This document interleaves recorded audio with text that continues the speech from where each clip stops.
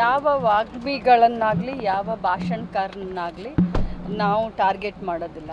ಭಾಷಣ ವಿಷಯ ಆಧಾರಿತವಾಗಿರಬೇಕು, ವಿಷಯಾಂತರ ಆಗಬಾರ್ದು. ಸಮಾಜದಲ್ಲಿ ಕೋಮು ಸೌಹಾರ್ದತೆಯನ್ನು ಕೆಡಿಸಬಾರ್ದು. ಸಮಾಜ ಎಲ್ಲರ ಸಾರ್ವಜನಿಕರ ಹಿತಾಸಕ್ತಿಯನ್ನು ಕಾಪಾಡಬೇಕು. ವಿಷ ಬೀಜವನ್ನು ಬಿತ್ತಿ ಸಮಾಜವನ್ನು ಒಡೆಯುವಂಥ ಕೆಲಸ ಮಾಡುವಂಥವರ ವಿರುದ್ಧ ಈ ಕಾನೂನು ಅಂತ ಹೇಳಲಿಕ್ಕೆ ಬಯಸ್ತೇನೆ.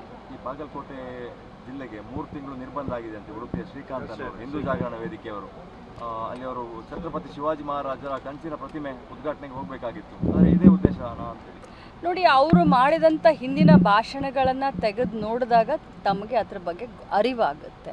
ನಾನೇನು ಜಾಸ್ತಿ ಹೇಳಲಿಕ್ಕೆ ಹೋಗೋದಿಲ್ಲ. ಅವರು ಮಾಡಿದಂಥ 3 ತಿಂಗಳಲ್ಲಿ ಮಾಡಿದಂಥ ಅವ್ರ ಭಾಷಣಗಳನ್ನು ನೋಡಿ ಆಮೇಲೆ ನೀವೇ ನನಗೆ ಉತ್ತರ ಕೊಡ್ತೀರಾ. ನ್ಯೂಸ್ ಫಸ್ಟ್ ನಿರ್ಭೀತಿಯಿಂದ ನಿಮ್ಮ ಪರವಾಗಿ.